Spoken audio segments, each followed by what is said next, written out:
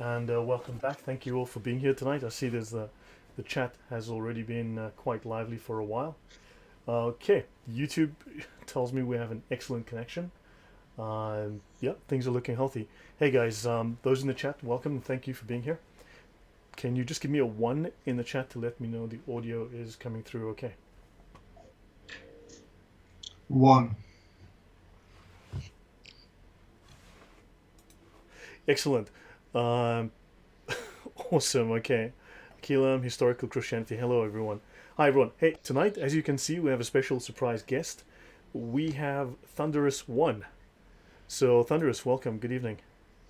Good evening, Lloyd. How are you? And good evening to the audience as well. Hope that everyone is okay. I'm very well, thank you. Yeah, thanks for being here tonight. Uh, yeah, so guys, Thunderous, we just decided sort of for reasonably last minute to join me as a guest to ask some questions, provide some commentary and thoughts and insights into tonight's discussion topic, which of course is Islamic vocabulary, the meaning of Islamic phrases, words, and concepts. Right. Okay. So, anything you'd like to say before we begin, Thunderous? No, I'm looking forward to the show. Thank you for inviting me to be a part of this experience. Thank you, Lloyd, and enjoy your material and hope the audience enjoys the material too.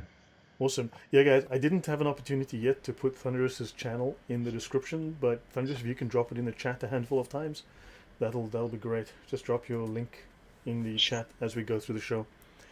Okay, guys, so welcome back. Today we are picking up where we left off. We are going to be discussing uh, Islamic terminology. So we're explaining the meaning of various Islamic terms. We're utilizing mostly we are utilizing the Encyclopaedia of Islam. If you check the description, I am using mostly volume 13, which is like a dictionary or a short reference. And also I'm utilizing the other 12 volumes. All of these are linked in the description for you to download.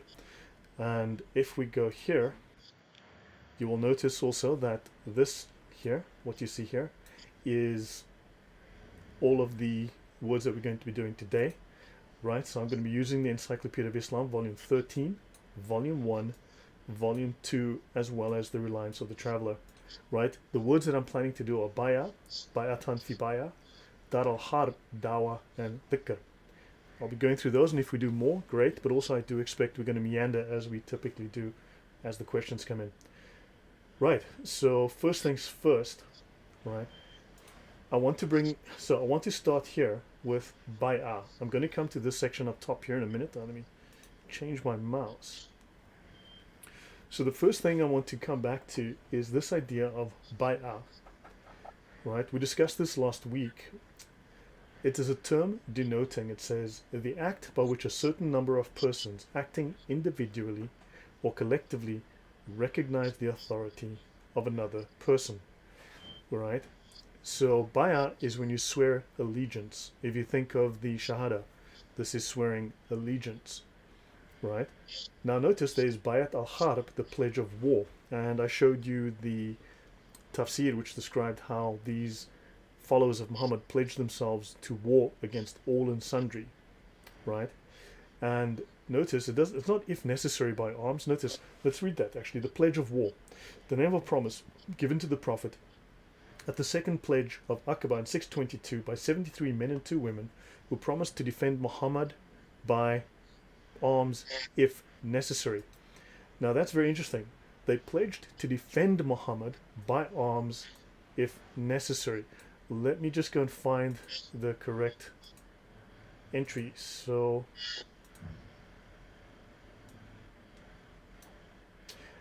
okay, so they said here to defend Muhammad. Notice, let's actually have a look at the second pledge of Aqaba. Okay, Tabari 969. Sorry, Yes. sorry, Lloyd. Can I just comment? I've just noticed somebody in the chat asking if your volume is too low.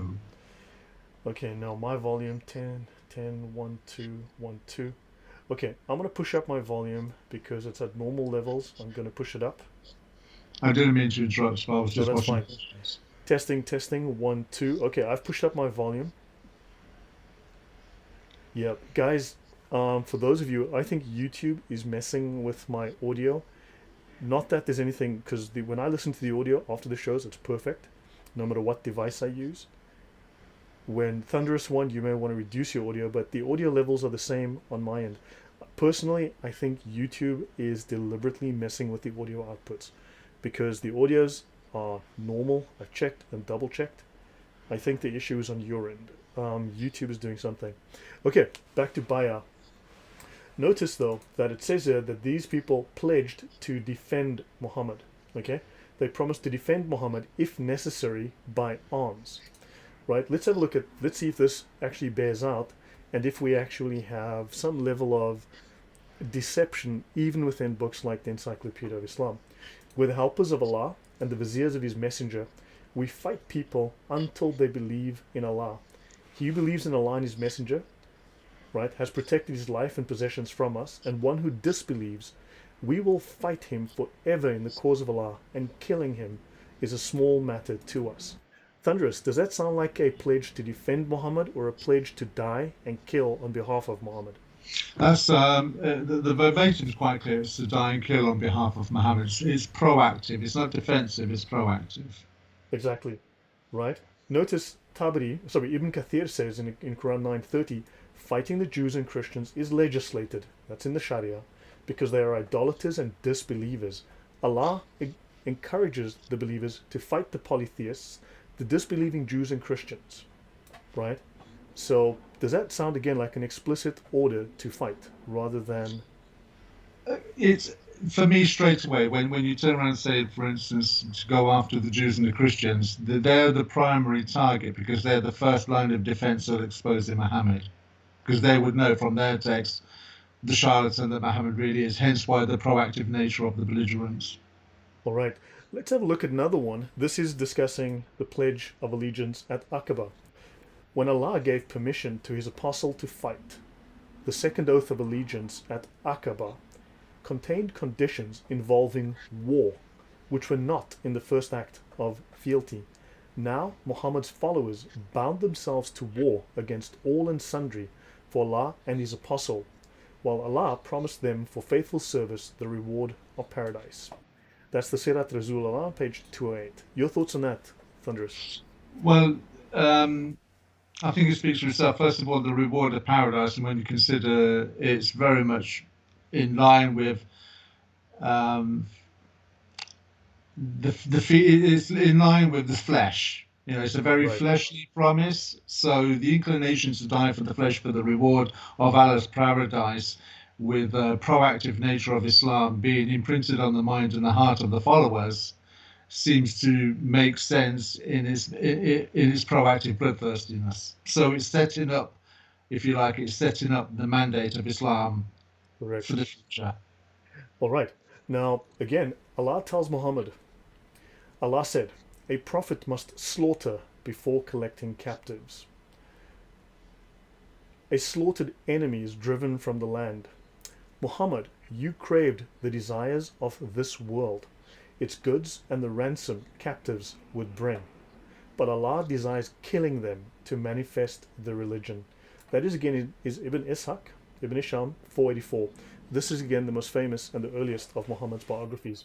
So, your thoughts on that? Were the Well, prophets required to slaughter people?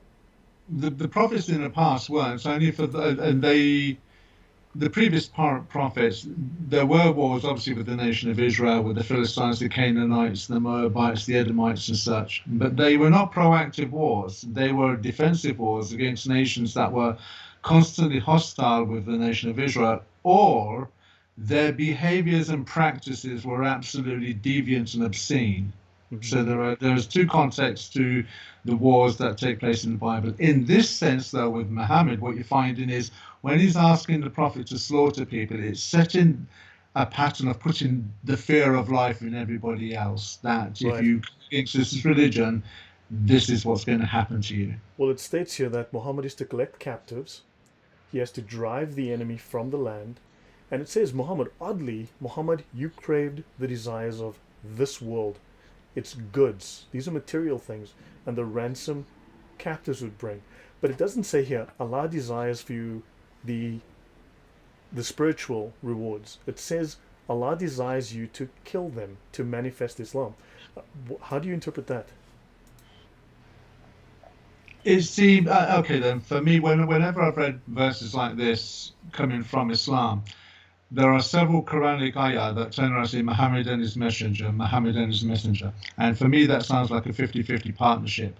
It's almost like fear Allah, but do what Muhammad says. So this is, for me personally, I've always inferred this as being Muhammad speaking from his own disposition, but Yep. using the threat of Allah to justify the will. Right. Excellent. Okay, so let me just go back to where I should be. Okay, guys, so I just wanted to bring some attention to this, to understand that even within texts like the Encyclopedia of Islam, even within the books that are the Sharia manuals that are translated by Muslims themselves, there's often a little bit of, shall we say, propaganda going on. Okay, so do take note. Okay, so bayah. So now I want to continue. So we're discussing bayah. So you've seen the definition here. Now I want to go to Encyclopedia of Islam, version volume 1. Let's have a look at bayah in the text so that we can see a little bit more about it. Bayah, okay, it says here, is derived from the verb ba'a, to sell. So you sell your allegiance. Now don't forget that when you make shahada, you are promising to follow Allah and Muhammad, right? You're making a promise. But notice it says here, it is like a sale. Okay? Notice it is an agreement that is a contract. Now, from a Christian point of view, would I be wrong in stating that no Christian makes a contract with God? No Christian sells his loyalty and his soul to God. This No. is only done in the context of you sell your soul to Satan, Hmm. you make a contract with the devil. No, that's right. When you look at the Judeo-Christian texts, you find a covenant. You don't find a contract as such where you're selling Right. yourself. So you find a covenant, not a contract as such, in this context anyway. Exactly. So that's something I wanted to highlight for you people. So this is something, again, if you guys are willing to dig deeper into these texts, you're going to find more about this. And you'll find things that even I don't know. Uh, Edkin says you disclaim your rights unilaterally. Yeah. So, yeah, there's a certain contractual obligation. It's a business transaction. It is not a religious, holy joint venture between you and God, or some sort of covenant. It's not something based on grace. It is something based on exchange. I Yes. exchange. Yep. I was just thinking, I mean, sometimes when we're looking at Islam, we're looking at it as, or not necessarily yourself or myself or the audience maybe, but it's perceived as being a third alternative religion for, say, for instance, like a Hinduism or not. And what sometimes we have to look at the context of this is supposed to be the 124,000th prophet. We don't know how many books Hmm. previous as far as Islam is concerned, but if you look at the general narrative, this is a continuation from the Abrahamic faith to obviously Christianity and then to Islam. So we should see some kind of consistency from the Mosaic law to the law of Christ. Hmm. This is totally not consistent with anything previous that's previously been revealed, yet it's supposed to be from the same narrative, Correct. which doesn't make any sense under any kind of scrutiny. Yeah, so the deeper we dig into Islam, the more that we see that it differs substantially from Christian doctrine, be it Old Testament or New Testament. One last point, we have here this thing called Bayat al-Ridwan, the name given to an oath of allegiance exacted by the Prophet from some of his followers. So we've seen now that the oaths of allegiance were to make war, not to defend Muhammad, but to make war, to kill others, right? Now I want to bring attention to this bayatan fi baya in law, a legal device to get around the prohibition of interest. Now notice, it's a very common tactic of Muslims as well as non-Muslims, nominal Christians and so on, to criticize the Jews for the matter of usury. Now this is a discussion for another day, but God within the Old Testament does make usury, or the charging of interest on money loaned out, makes it legal for the Jews to do so. It is Can I actually, can I sorry, clarify on that? sure. May I clarify on that? The God of the Bible did allow for usury to be charged, but the context was if your brother was in need, for instance, they were impoverished, and they needed financial assistance, you were not to charge usury in that context or in that purpose. You wasn't to exploit your Agreed. fellow. And also, in But fact, it does state that if, for instance, it said that it was legal for the Jews to charge money to non-Jews. However, if there was some sort of good relationship between you and you and that Jew, they could, if they chose to, waiver the charging of interest. So this is something that is actually illegal. This is something that God gave to the Jews. Therefore, it is not some evil action of the Jews. But notice, it's illegal in Islam, and they claim purity on this basis. However, notice a legal device to get around the prohibition of interest. Those of you who watched my show on Islamic lying and deception, I will be doing a longer show next week, going into much more detail on the same topic. But understand, hiyal is legal trickery. It allows you to violate any oath, any promise, any contract, any law in Islam. And this is one of hundreds of legal devices that allows them to get around any law, in this case, the prohibition of interest. So, yeah, can I just comment on that as well, Lloyd, if I may? For sure. people for people to understand this, 100 years ago in this country, one of the main, if you were impoverished, you would go to a pawn shop. You would either pawn clothes or you would pawn gold, because they were basically the two assets that people had that they would pawn over, and it would be an interest charge per month to get your product back. Today, they've kind of twisted that. It's what's known as buyback now. So instead of charging interest, it's a fixed payment, and that's kind of like the same thing that Islam has done. They've kind of changed it. They say they don't charge usury or interest, but no, what you do though is you pay a fixed charge. Yeah. So you can't say you're not exploiting because you're not using the word usury. But You're it is making exactly the same. It's just, exactly the same yeah, yeah. which you find in normal second-hand shops that offer the service of a buyback. So notice they say here, an example is the transaction called mukhatara, where the prospective debtor sells to the creditor a slave for cash. Interesting that they utilize the concept of a slave because Islam still makes slavery legal, right? And then the debtor immediately buys the slave back from the creditor for a greater amount payable at a future date. So this amounts to a loan with the slave as security, and the difference between the two prices represents the interest. So, Or yeah, or the buyback. That's the buyback, right? That's exactly what correct. takes place today in pre-owned shops or second-hand shops, or if you live in England, like a cash converters or a cash generator. Yeah. So understand. So this is exactly what they're doing. They're actually somehow circumventing the law using clever legal devices, Mm. using ambiguous speech. This is something to get into. Towards the end, if there's time, I can get into some of the Islamic deception and trickery, but I wanted to highlight this as part of what I'm discussing in the future and what I have discussed this week on the doctrine of lying and deception within Islam. Okay, so now I'm going to go. Okay, so if there's no questions about that, guys, and nothing in the chat, I'm going to move on to the next item.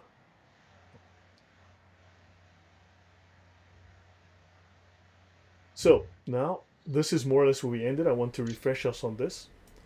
Okay, there's the Dar al-Ad, the land of the covenant. This is the intermediate territory between the Dar al-Islam and the Dar al-Harb, the house of Islam and the house of war. Right, and what does Islam tell us about the house of war? The Dar al-Harb, the territories under perpetual threat of a missionary war, jihad, the classical practice of regarding the territories adjoining the lands of Islam as the Dar al-Harb and inviting their leaders to adopt Islam under the pain or the threat of invasion. The Dar al-Harb includes those countries where the Muslim law is not in force. So now you know that Islam's religion of peace and they will not attack you whatsoever. Okay, notice Veronica at the well says, yeah, illegal trickery to get around a supposed divine command. Exactly. They are able to violate any divine command. They can circumvent any divine command, no matter what it is. So the internet is Dar al-Harb. Yes, exactly. The internet is Dar al-Harb. That's a very good point, Veronica. Okay. So now let's have a look at the next point, Dar al-Islam. Any comment you want to make yet, Thunderous? No, I'm fine so far. Okay. Now the Dar al-Islam. The Dar al-Islam is the land of Islam, the whole territory in which the law of Islam prevails. Now, technically speaking, no country, or very few, the lands under the Taliban, right? The lands under ISIS, possibly that in Saudi Arabia, but you get many hardliners complain Saudi is not orthodox enough, or strict enough even. But technically, the Sharia is not fully in place because the Sharia would violate Western law. The optics would be very bad. So, pardon me. So therefore, Islamic countries, they are allowed to violate some of the tenets of the Sharia simply just to keep the peace. But in the future, they are supposed to fully implement Islamic law and fully implement the Sharia, right? Once there is no opposition to it. Let me see. Erikan says the internet is Dar al-Haram, even if it's with 100% composed of Muslims. I wonder, man, that's an interesting question. So that would be a discussion for Islam QA in one of their fatwa. Now notice it does state here, everything outside the Dar al-Islam is Dar al-Harb. So, if your country is not an Islamic country, it's not explicitly Islamic, you are in the house of war. Who are they making war on? That's you, right? And they mention here the Dar al-Kharaj, a brothel in the Muslim West. Okay, I have no comment about that because I haven't read into that, but that's volume 12, page 134a. That's the left side of the page. Each page has 2 columns, and that will be the left side. If you want to look into that, see if you find anything interesting, please go ahead. All right. Now notice they have the Dar al-Sinna, an industrial establishment, a workshop, and also used for the stockpiling of arms. I wonder if this would apply to those mosques where they have found massive stockpiles of arms. If that is the house of stockpiles of arms. But notice that this Dar al-Sinna gave rise to the word arsenal in the Mediterranean languages, which is very interesting, which would tell me that, or which implies there was no word for arsenal prior to Islam coming along and stockpiling arms. Just an interesting point. Maybe there was a lot more peace going on before Islam came around and started implementing its version of peace, which is not very peaceful. I should imagine. Yeah. Well, I was going to say, I should imagine there's a truth to what you're saying because you're coming at the tail end of the Roman Empire, where all of the Caucasus, Germania, the Roman Empire had so much war that Islam coming over, it's almost like fighting a boxer at the tail end of his career when he's all got nothing left as far as a fight in him is concerned, and then beating that boxer. Islam has come at a time on the world scene, quite timely, when there wasn't any nation or world power to oppose it in a credible way. So that's what I'm seeing from what you're saying. All right. Yeah. We have a question from, I think it's Veronica. What is the Muslim West? Okay, so let's have a look. Dar al-Kharaj says a brothel in the Muslim West. That's volume 12, page 134a. So let's go there to volume 12. Let's go to page 134. Let's see if we can find out something about that. And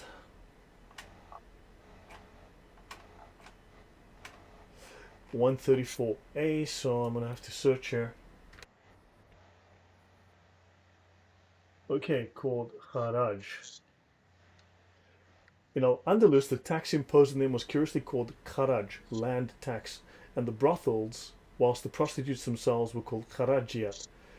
Okay, so very interesting. So it would seem in Al-Andalus, which was Islamic-occupied Spain, Muslim-occupied Spain had brothels.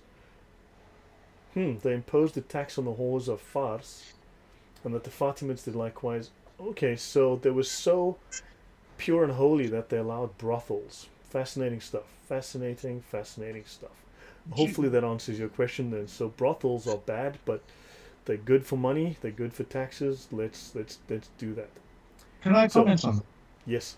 This is just a question I'd like to pose to you. Do you think that the ulterior motive of Islam in these contexts is that they didn't want to convert everybody to Islam?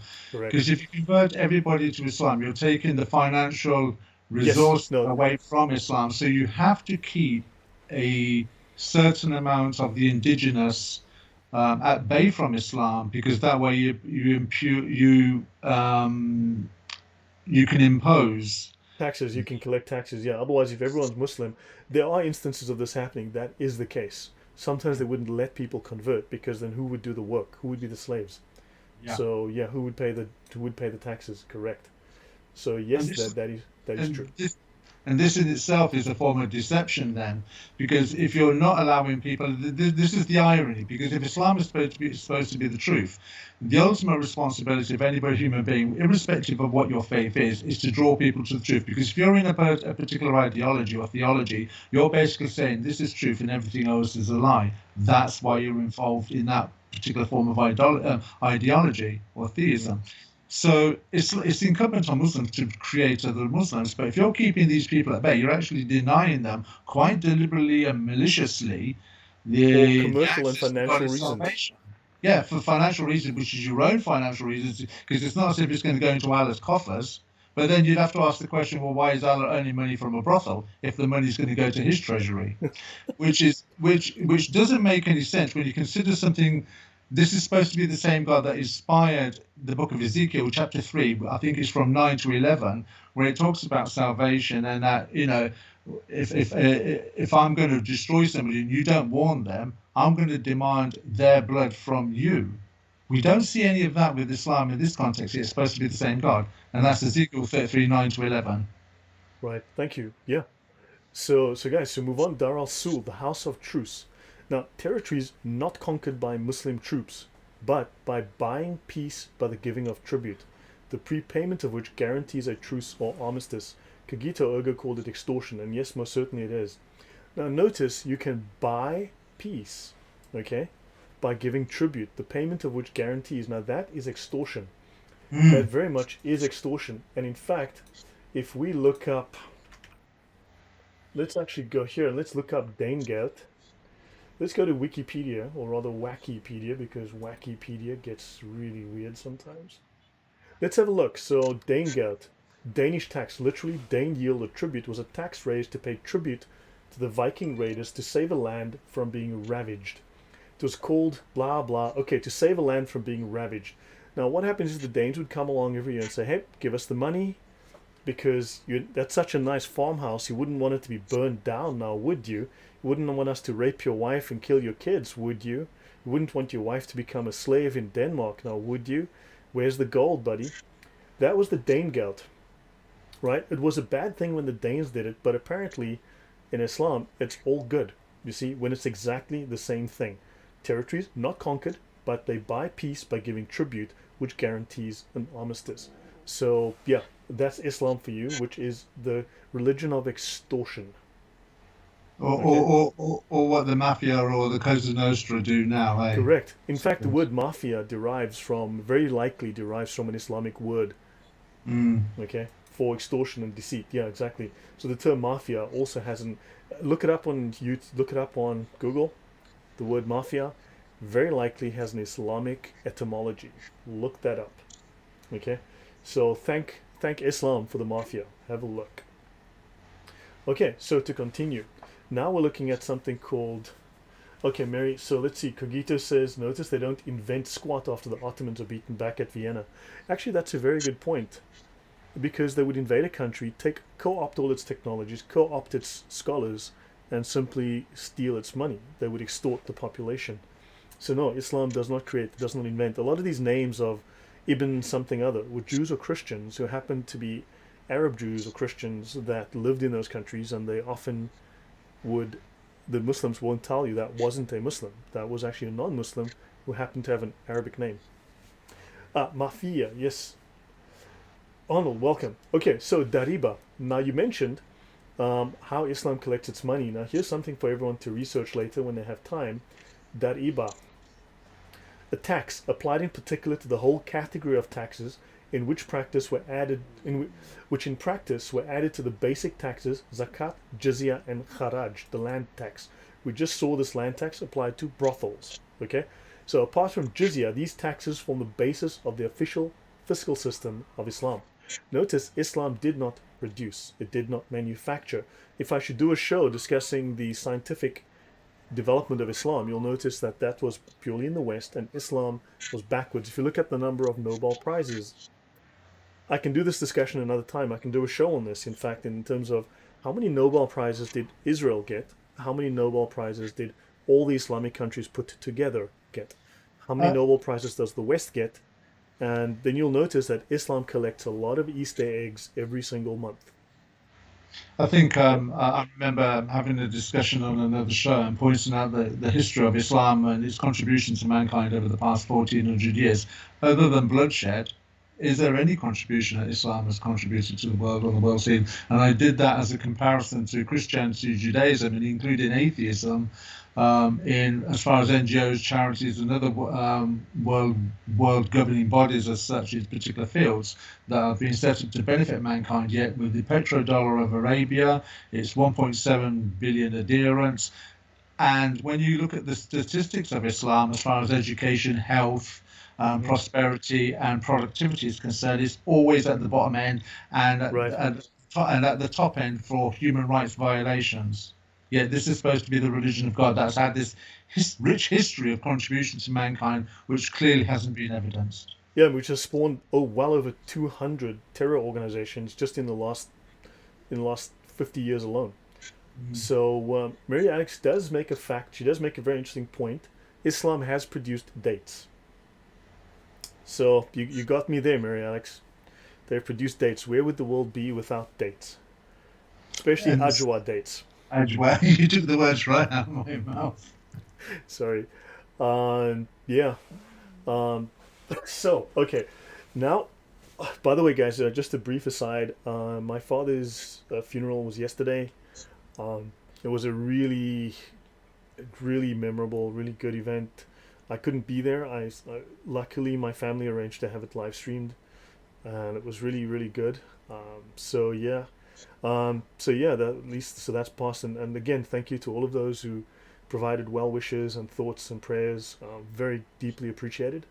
Yeah, sad time, but thank you for all those people that were so supportive. It's really your thoughts and prayers. Oh, and I want you guys to know also that Betsy, one of the supporters of this channel, is not well. She's also been diagnosed with cancer, and I want you guys to pray for her as well, please. She's been, many of you will know her. She's been a regular contributor in the comments section. She's an ex-atheist who converted, and she's been a very strong supporter. So guys, um, please, she's had yeah, it looks like she is going through the same fight my father went through. So please, guys, keep her in your thoughts, keep her in your prayers. She's going to need your support. Thank you. Okay, so moving on to the next thing, Darura. Now again, this goes back to one of the. Thank you, Mark Two Tech. So now this goes back to the discussion I had on dishonesty, on deceit and deception in Islam. Okay, Darura, also known as ittirar, necessity in law to do something forbidden by the law. Okay, to do something forbidden by the law. Now, again, remember we've mentioned hiyal, which is a method for circumventing the law. Now you've got outright permission to violate the law, right? The one was circumvention of the law. Now you have got permission to violate the law. So it says here that prohibitions of a religious character may be disregarded in cases of necessity. Okay, how necessity is defined? Well, that's very loose. And offenses committed under the rule of necessity are excused without any form of punishment. Any thoughts from you? Um, it just says a provisions of a religious character may be described a case of necessity. I think sometimes when we consider deception, it's sometimes we consider deception as an outright lie. But also allowing somebody to believe a lie is a deception in itself as well. And you can steer conversations in order for people to be influenced by a lie, though you've not necessarily lied. So Islam seems to be very clever and crafty at covering all its bases as far as deception is concerned. Right. So, yeah, guys. So, okay. Now, understand within Islam, you are able to violate any and all Islamic laws. I will be going into much depth on this next week. I did a show on this in this week, right? Check the channel for one of my most recent show on that point. But I'm going to be going into much more depth in the coming week to talk about how this can be disregarded. Okay, so there is no rule, no law, nothing in Islam, nothing is sacrosanct, nothing is totally sacred. Every single thing can be violated. So if Islam is the religion of deceit, the religion of lying, permits lying, makes lying legal, in fact, obligatory, compulsory. How can you trust anything a Muslim says? Unfortunately, this is just the truth, because the religion, the Sharia, its legal system allows and permits and in fact obligates them to lie. And this is something that Westerners need to deal with. You can't be PC. You cannot blind yourself, stick your head in the sand about this. Okay? Any thought from you on that point? Well, I was just thinking from what you were saying there, but Islam in itself is predicated on a lie. So if your faith Right. system is based on a lie, all you can ever do is lie to defend it. Based on the Lies, lies all you can can't ever do is defend lie to truth. defend more than truth can defend lies. So if your premise is a lie, all you can ever do is lie to defend it. Right. Okay. So understand, but notice that these things can be excused without any form of punishment. So understand, so there's an issue going on here where you simply cannot believe what Muslims say, what Muslims claim, right? They can get away with it without consequences. So for many of their lies, for many of their deceits, there are no consequences to this. Is that, Yeah. is that for the context of the greater good? Because if you're lying to defend Islam or lying to promote Islam, where however you're manifesting the deceit, if it's for the advancement of Islam, is that the context that you're mentioning here then? That's one of the contexts. That is one of the contexts. Now, I mean, Muslims are going to obviously have some of their own views on this, but the question is why would the Islamic law and the definitions within the Encyclopedia have these pretty harsh, pretty nasty explanations? Now, it says that the amputation, the murder, blah blah blah, are never excused. Okay, so it says that these are never excused. But I want to go. Actually, what am I? Page 202. Actually, let me look this up.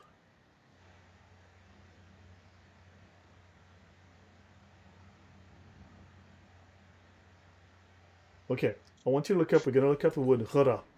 Okay, and let's have a look at ghara.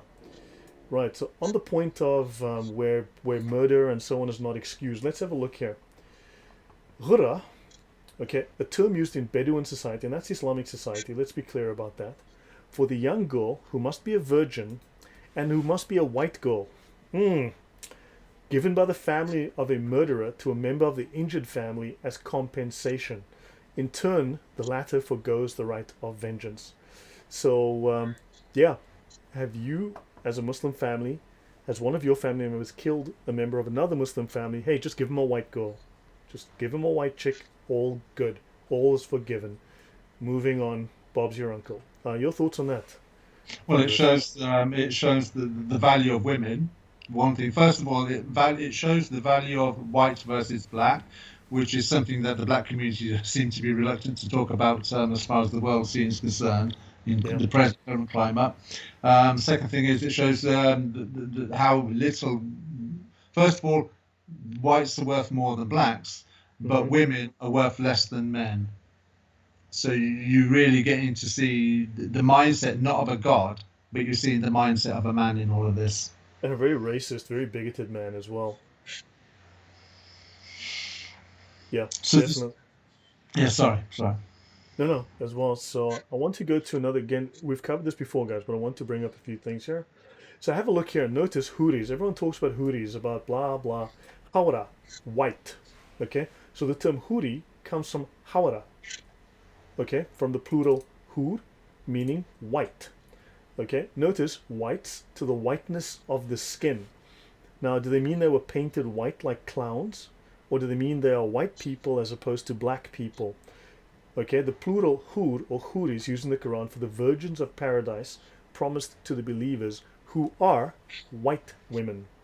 So when you go to paradise, you get a white woman. Your thoughts on that, Thunderous?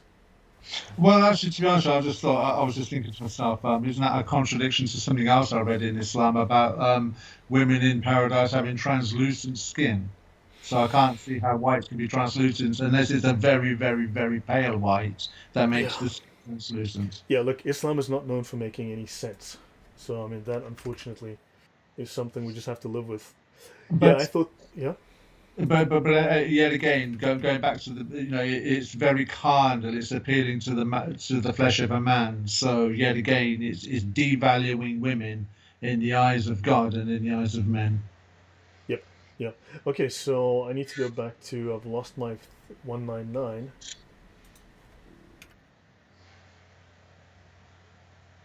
Okay, so yeah, and Arnold says, so you must follow the law, except when you break it. The logic is amazing. Okay, so you must follow the law, except when you break it. Yeah, it's okay. Right, so moving on. Let me see where I was, because I've lost my place. Okay, so understand within Islam, it is possible for a Muslim to deceive you because he found it necessary in undefined cases of necessity of harm. When they mean harm, they don't necessarily mean physical danger. They will always mention physical danger because, well, what if someone was trying to kill you? You know, what then? What if someone was trying to kill someone next to you? What then? They will always utilize this extreme circumstance. But when you read through the rules on deception, harm, that is just one very rare, isolated circumstance. Harm means whatever harms Islam, the reputation of Islam, their feelings. Really, that's all it comes down to. Okay, so that is darura. Right, dawa. Okay, now something I want to dig into a little bit. Cogito makes Allah made a mistake according to Muhammad. He says should have given Noah 4 wives, not just one. Okay, well, so Mariana says no, not only do you get a white woman, but you yourself are made white. Uh, I didn't know about that last bit, but yeah, something we can something to bear in mind. If you have a reference for that, please drop it into the chat. Now, dawah. Dawah, the call, the invitation to Islam. And it states here very clearly propaganda. And also next to it, pretension, to pretend, to tell a lie, in other words. Propaganda, political propaganda, not truth. Propaganda is not truth, right? So let me see. So now I've got to talk about this. So dawah, right? So that's 208. And then I need to go into, oh, I had it wrong. It's 20. 170, 184. Okay, so ah, I just made a wrong mistake again. Let me just make sure where I need to go. Volume 2. Okay, so now let's look at. So in the discussion of dawah, we've discussed in the past this thing here called hiyal, which I've said taqiyya is a very minor aspect of Islamic deception and deceit. They will admit to taqiyya because they can try to justify it by saying, well, it's if your life is in danger and you're trying to save your life, wouldn't you tell a little bit of a white lie?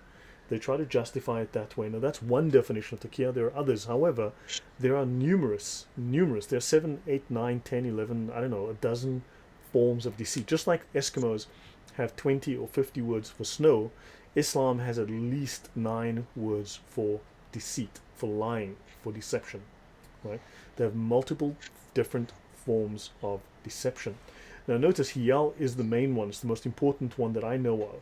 And it says here, these are stages in the Machiavellian tricks, hiyal, to recruit new adherents and detach them from their religion.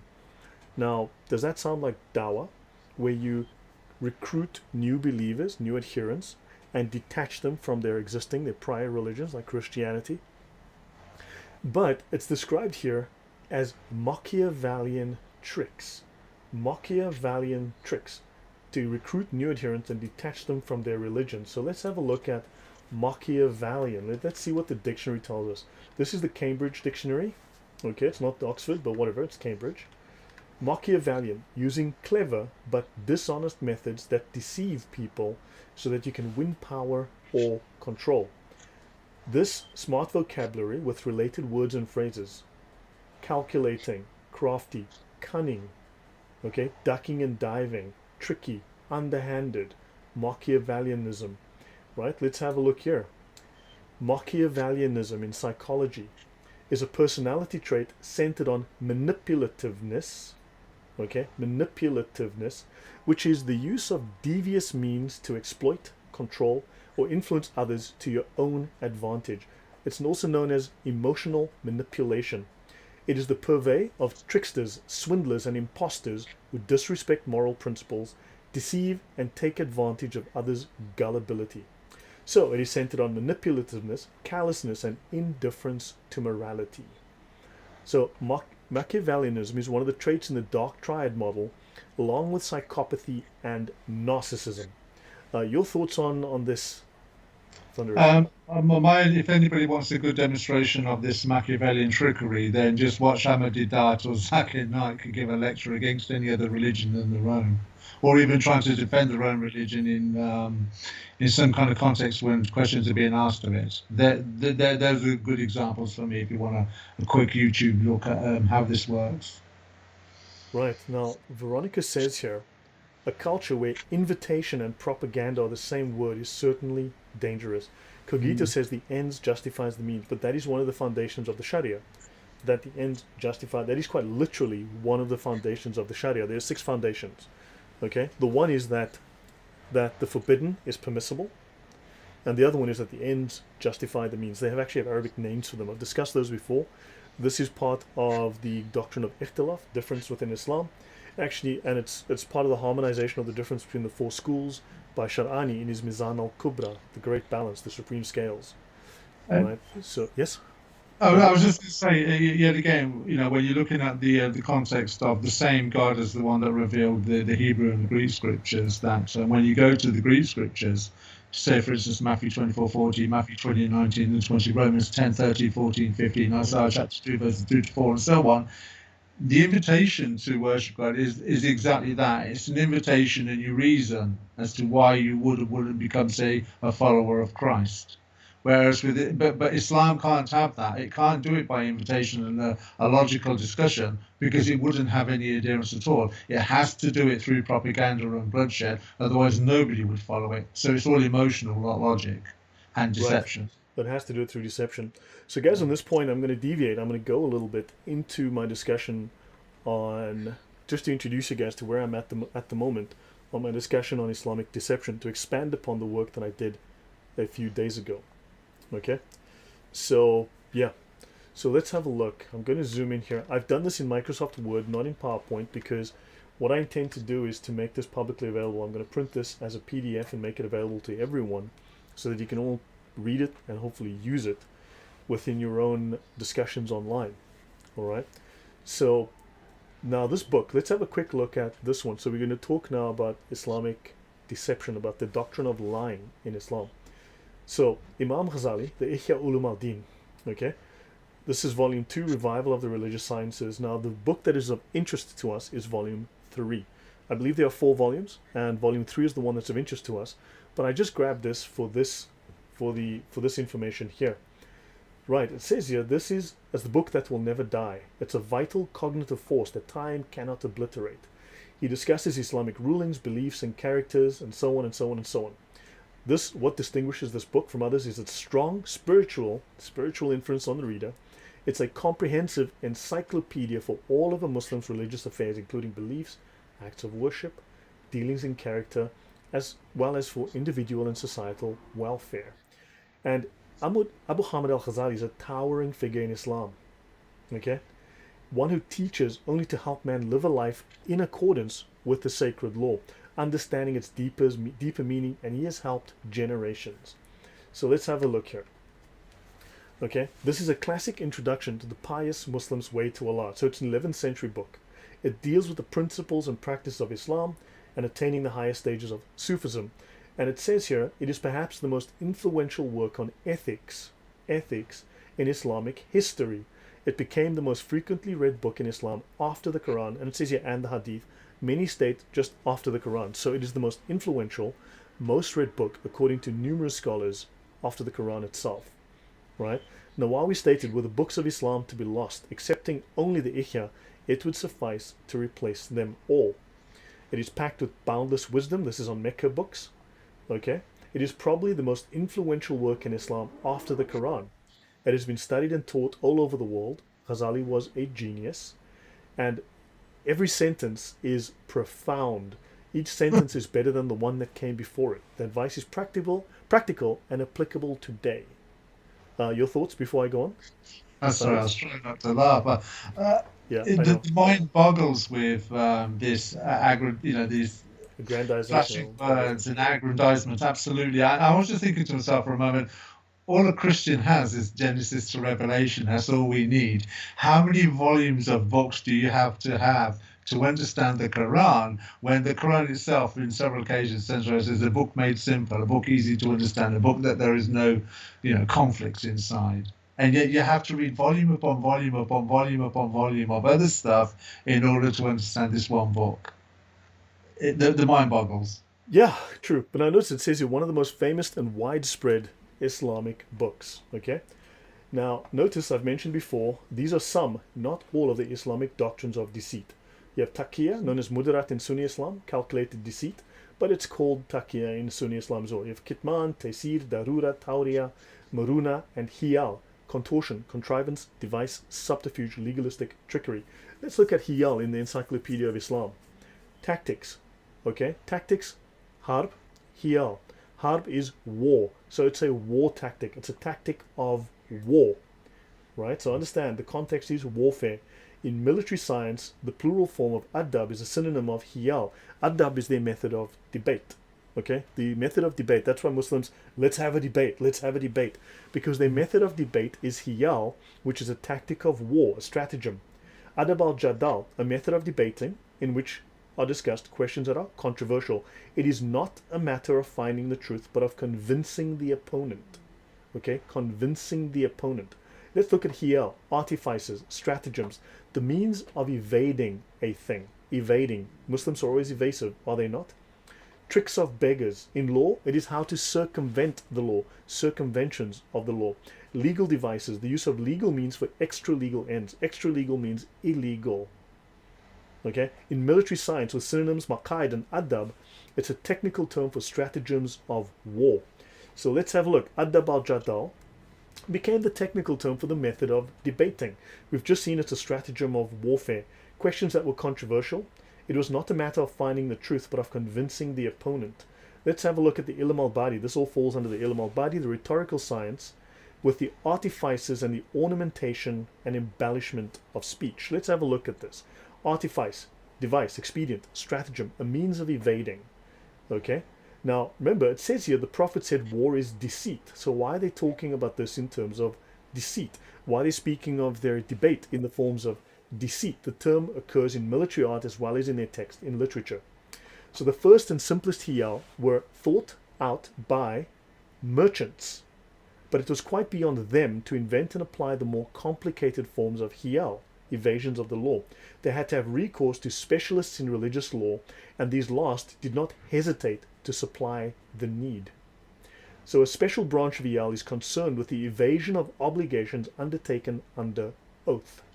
And the hiyal take full advantage of this. The use of ambiguous terms and expressions is often suggested, because according to Bukhari, it says ambiguous expressions obviate outright lying. Your thoughts on this so far? What's your take on this?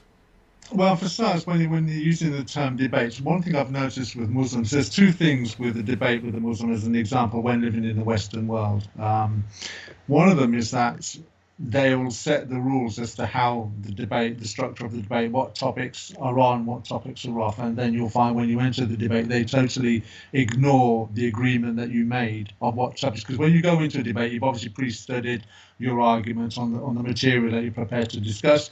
They will totally ignore that, and it's a clever tactic because it makes you look foolish because you're not prepared for those particular points. So that's one tactic they'll use in front of their audience. Another one as well is a very subtle one that Muslims will do, and it's what I call the common ground compromise. And when I use the term common ground compromise, they'll say things like, well, you call Jesus the Son of God, we don't call him the Son of God. Let's just call him a prophet. And you'll find that when you're looking at, say, the Christian doctrine, if you're entering a discussion with a Muslim, they'll try and wear you down with common ground agreements, where you say he's a prophet, we say he's a prophet. And what you're doing is, what you don't realize is that everything is set in that discussion where they've made no compromise at all, but you've compromised already on 3 or 4 different points of what your theological faith system is based on. So they've already got you when you've compromised 3 or 4, 5 times, 6 times on the agreed, well, we won't call him the Son of God, so to speak. then they've got Right. you. And they know that psychologically they've got the better of you because you've already compromised on your own faith. So Right. once they've got you 3 or 4 or 5 times on that, then the rest is just plain sailing for them. So that would Exactly. be another deceptive stratagem. So now notice their form of debate, their adab al-jadal, okay, utilizes hiyal. It uses the adab. They speak here of the Machiavellian tricks, the hiyal, to recruit new adherents. So they are used to lying to you to win you over as a Muslim convert or revert. Notice here, they mention here the former caliph commissioned disputants and controversialists called Jadaliyun to carry on a parallel campaign by means of the pen. Their form of debate started in the 9th century by a need to defeat other groups who were competing with them. And so this was a formal method of disputation. Remember, there was Muslims were big on, I refuted you, I refuted you. Mm. No, it didn't provide any evidence. They simply just shouted loudly, and that to them is disputation. But notice this was a formalized method of writing propaganda to win an argument. Remember, it's stated not to find the truth. It is not a method of finding the truth. Okay, Christianity, Western world, we utilize what is called dialectic. Right, it's a method of question and answer to find the truth. They utilize what is called heuristic. Heuristic is not a method of finding the truth. It's a method of convincing. Now notice dawah is propaganda, pretension, in other words, lies. Now notice they speak here of the ideal theocratic state based on monotheism.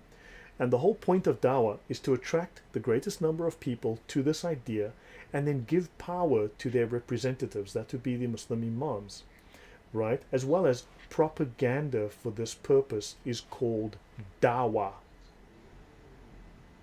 Propaganda to get the greatest number of people to support their idea is dawah, propaganda.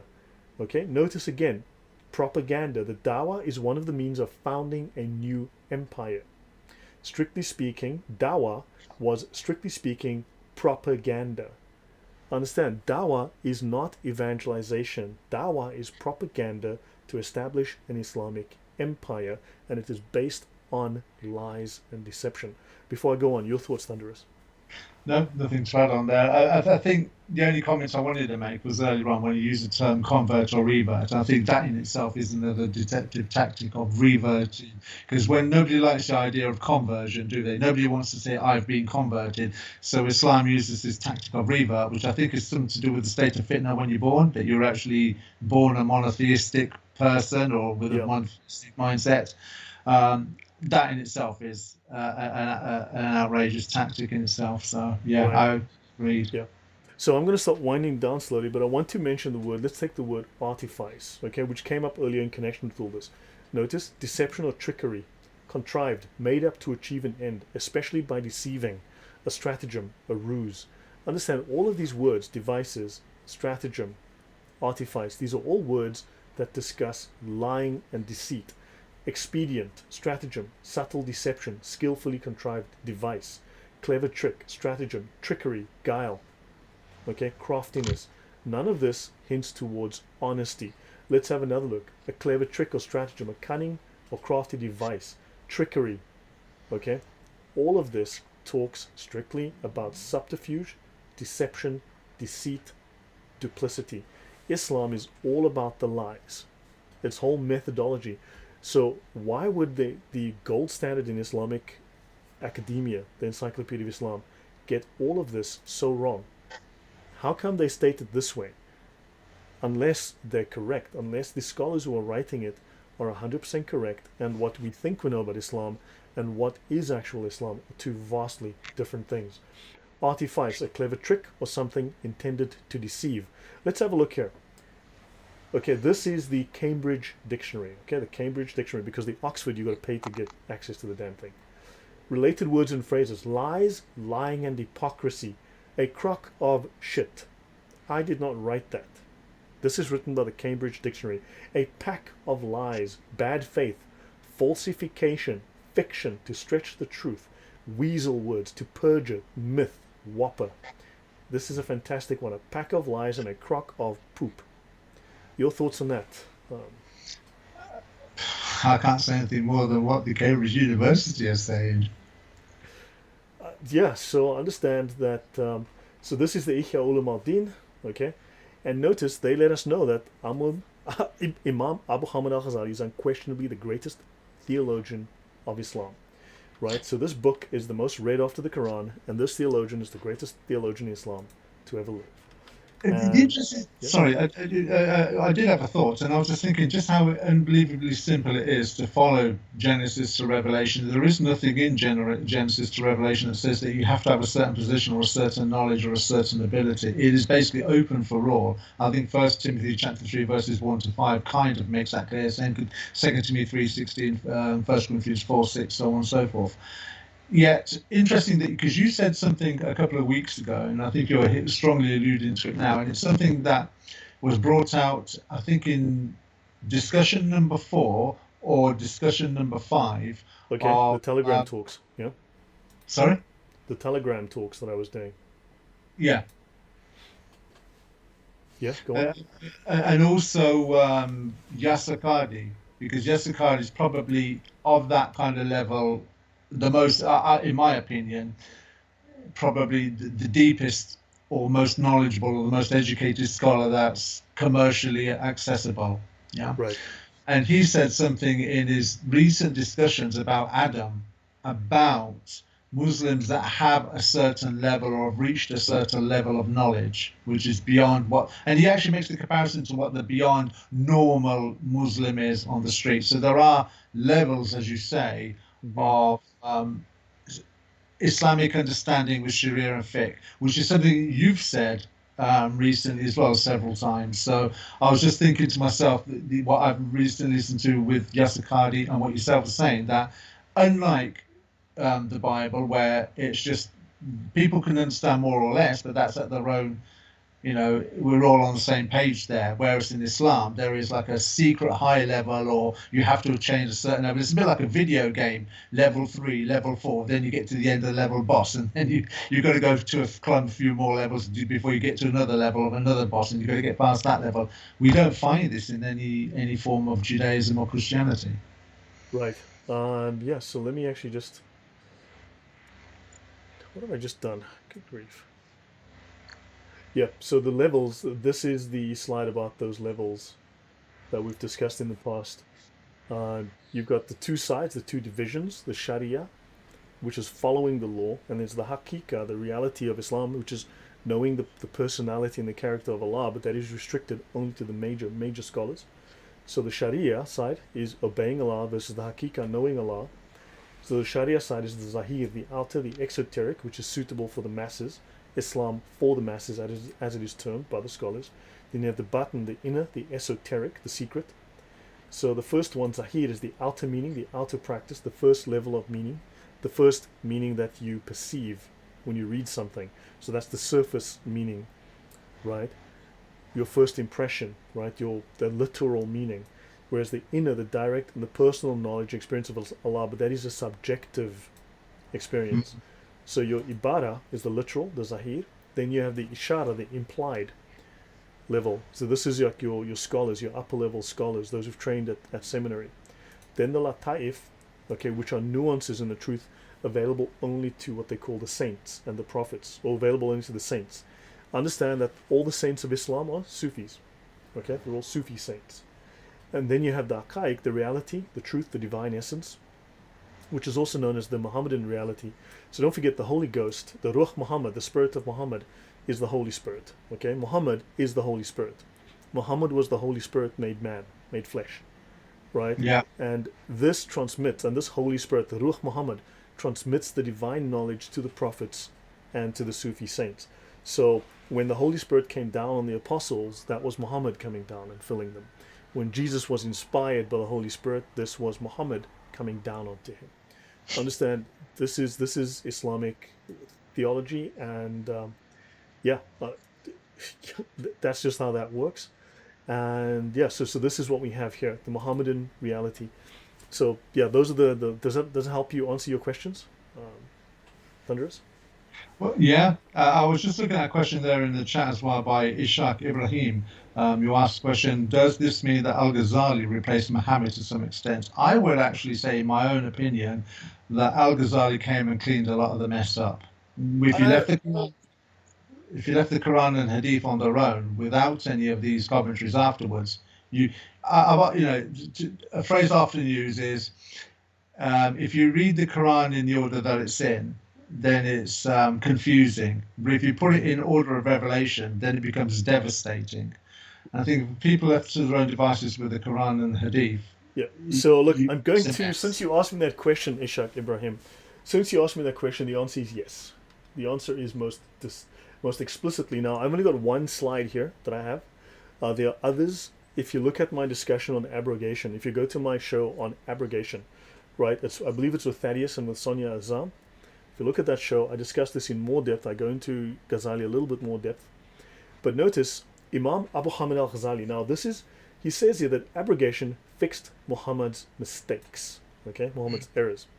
Yeah. Ghazali is the most eminent Muslim thinker, scholar, practitioner, mystic, meaning Sufi, and philosopher of Islam. Philosophy is illegal for lay Muslims. Understand, it's illegal, it's unlawful, it's against Islamic law. He is unanimously accepted as the 5th century Hijri Mujaddid, the centennial renovator of religion, because Muhammad made the claim that every 100 years, or every 500 years, whatever it was, someone would come along who would renew the faith, restore the faith of the Ummah. This man is that for his time, he was that man. However, he's the only Muslim to be called, notice that he was the only Muslim to be called the Hujjat al-Islam, which translates as Islam's foremost authority, or most commonly, the proof of Islam. His writings proved Islam over all of the people competing for the correct interpretation of Islam. His writings established the proof of Islam. So he's known as the proof of Islam. In fact, this Hujjat al-Islam also translates as the decisive argument, which is his most known surname. And Zahar, thank you very much for the donation. Much, much appreciated. Guys, just so you know, please smash the likes, share this, talk to your friends about it. And thank you very much. If you'd like to, there are links on the bottom of the screen if you'd like to donate. But otherwise, just please like the video, share it, let people know about it, and talk about these things. All right? So now notice, he refuted the philosophy of Ibn Sina, and he demonstrated that Aristotelian ethics is incompatible with Islamic ethics. So Aristotle believed in virtue. Aristotle actually did believe in good, whereas he says that Islamic ethics and Aristotelian ethics, and also logic. Aristotle believed in logic, which says that he says these are incompatible. Your thoughts on that? Well, it goes back to what I said earlier on, that Islam appeals at the emotional level, not the logical level. Right. So I need to find something here in PowerPoint. So give me 1 second. I'm going to try and find the necessary slide that.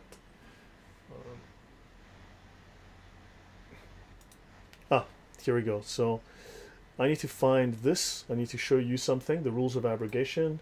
I have no idea why my machine is acting like this right now. So let me find so I can get you the second slide. Okay, so abrogation fixed Muhammad's errors. Now let's see what Ghazali said. Since you asked me the question, did he replace Muhammad? And yes, he did. Okay, in fact, all the scholars ultimately carry the mantle of Muhammad's authority through this whole bay'ah process that flows from Allah to Muhammad. Well, Allah to Gabriel, Jibril to Muhammad, Muhammad to his companions, the companions to their followers, and blah blah blah blah blah blah blah to today. Okay. Al-Ghazali's words that the prophets are not immune to errors in judgments. Abu Hamid al-Ghazali wrote in his blah blah blah, under the name Deliverance from Error, published by blah blah blah, the prophets and religious leaders referred men to exercise of personal judgment, and necessarily so, despite their knowledge that men might err. In other words, men might make mistakes. Right?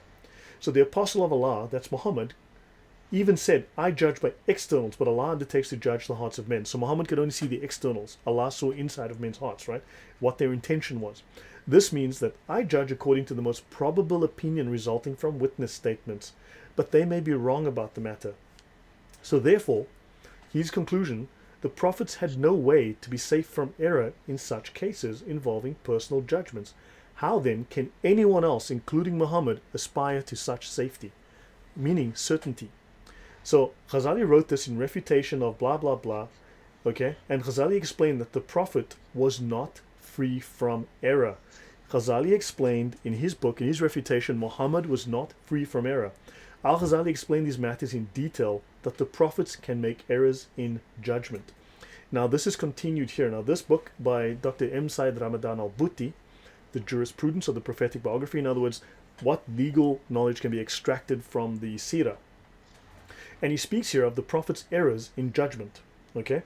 For example, on the case of the prisoners of Badr, I read to you actually something about that earlier, where Muhammad let these prisoners go in exchange for money. So basically they said, look, please let these people go, we'll pay you ransom.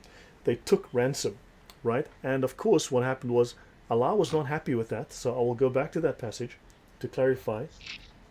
So give me a second to let that load. Here we go. Okay. This passage is related to that specific incident. A prophet must slaughter before collecting captives. The slaughtered enemies driven from the land. Muhammad, you crave the desires of this world, its goods, and the ransom that captives would bring. But Allah wanted Muhammad to murder, to kill those captives, which is a war crime. But Allah desires killing them to manifest the religion. Allah desired the killing of these captives to manifest the religion. So let's have a look how this incident in the seerah is then translated into Islamic law and the ijma, the understanding and the consensus of the scholars. And he says here, the revelations of the Quranic verses were reprimanding the Prophet and his companions for this decision. Right? So Muhammad was reprimanded and therefore Allah had to send down an abrogation. This event serves as evidence that the Prophet possessed the right to engage in those... Sorry, there's a typo here. Okay? The scholars reached the conclusion concerning the captives taken at Badr. If it was possible for the Prophet to engage in personal judgment, ijtihad, then it follows that it was possible for the judgment to be correct or incorrect. In those cases where Muhammad's judgment was incorrect, the error would not be allowed to remain. Rather, a Quranic verse would inevitably be revealed in order to correct Muhammad's mistaken judgment. If no such verse was revealed following the judgment that Muhammad made, this indicated that the judgment had been correct, being in accordance with the truth as known by Allah. So Muhammad made mistakes, and abrogations were Allah's way of fixing Muhammad's stupidity and mistakes. So your thoughts there, and does that answer your question? Well, my thoughts straight away went to Al-Ma'idah in the Quran, which is chapter 5, verses 101 to 103. Can I just read those? Sure. It says here, say, the bad and the good are not alike, even though the abundance of the bad may please thee. So be mindful of your duty to Allah, O men of understanding, that you may prosper. O ye who believe, ask not about things which, if revealed to you, would cause you trouble. Though if you ask about them while the Quran is being sent down, they will be revealed to you. Allah has left them out on purpose, and Allah is most forgiving and forbearing. A people before you asked about such things, but then they became disbelievers therein. That's quite a damning indictment in the Quran itself of people asking questions, obviously not understanding what's going on, asking Muhammad what's going on, right. And then Allah suddenly, curiously, out of nowhere, gives Muhammad an impromptu, spur-of-the-moment ayah, don't ask questions. Because there were people before you, meaning the Jews and the Christians likely, that when they asked questions, they became disbelievers. Right. That's my response. Right. No, well said. Thank you. So guys, I'll end up here. We'll end in a couple of minutes. So notice that within the Sharia, right, if you go to the Reliance again, all links, the show notes, everything in the description, everything is available for you to download and check. Unlawful knowledge includes, notice, philosophy. Philosophy is unlawful knowledge. Now notice it also says here that magic and sorcery are forbidden in Islam. However, if you go through the Encyclopaedia of Islam, magic and sorcery make up like half of it. So, you know, trust me, magic, sorcery, occultism is deeply, deeply integral and embedded into Islam. So, yeah, so guys, I know so many of you, Apostate Prophet had this post on wanting to talk about Sharia, and many of you went on and said, hey, get Lloyd on the show. Even Sneakers Corner, Mal, I was very grateful that I said thank you to him for that. recommended. So guys, if if you want to talk to some of the other YouTubers out there, let them know my name. To get some of this information out there. I know I don't focus on the Quran and Hadith because those are not as relevant as people believe they are. They are less than relevant. Let's just say they're less than primary. The Quran is what you might think of, and I need to thank one of my subscribers for mentioning this. The Quran is really Islam in theory. The Sharia is Islam in practice, right? So you have this. The Quran is where a lot of the ideas come from, but the exegesis and the final implementation, the full methodology, is the Sharia, which is supreme over the Quran at the end of the day. So understand. So yeah. So hopefully you guys have learned something from this. So what did you take away today from our discussion, Thunderous? Well, for me, who was an ex-Muslim born and raised in the community, it confirms what I've seen with my own eyes. Though I wasn't educated to this kind of level, as many Muslims brought up in the community are not educated to this level, but it affirms that what gets said, and I've often said, which is one of the reasons why, amongst many, but then one of the main ones was the sheer duplicity and hypocrisy and mendacious nature of what is said in the community to the fellows at work and such things, and what gets said behind closed doors are two different worlds. Mm-hmm. And this just reinforces what I've seen with my own eyes. Right. Yeah, no. So next week, guys, I'm busy collecting and I'm putting together this information. I'll be doing another show on Islamic dishonesty, deceit. It is integral. It teaches lying. It has a completely different moral system to what you grew up with within the West at church. It teaches lying as a skill.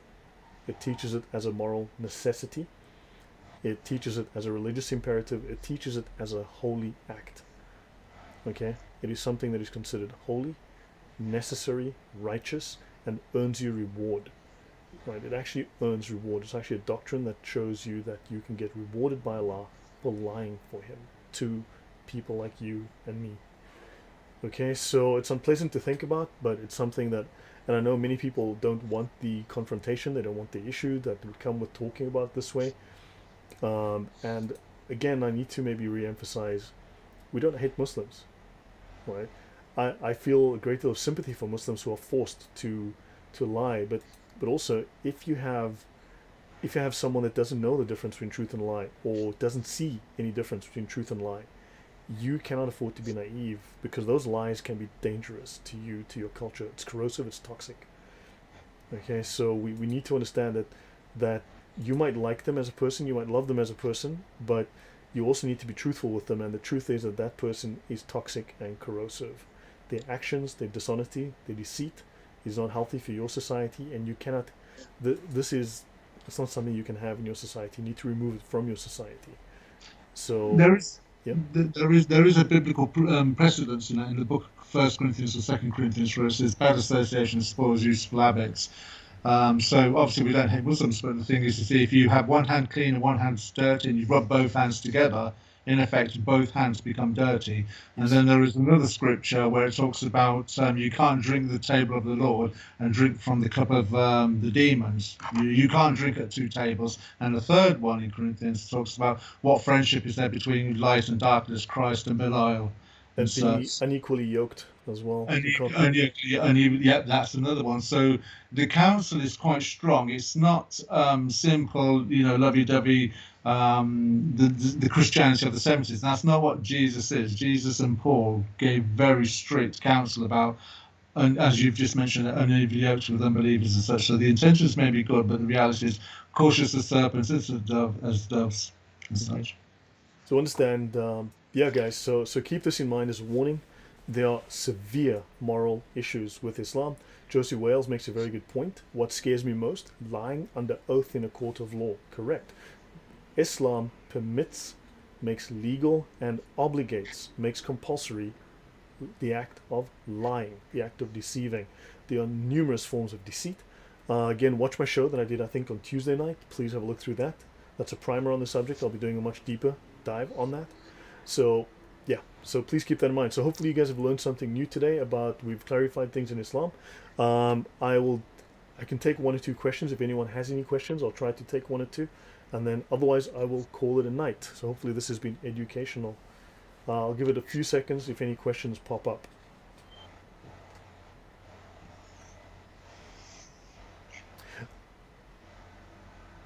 They can lie. No, they can lie in every single case. It's not dragging us up, but lying in three cases: war.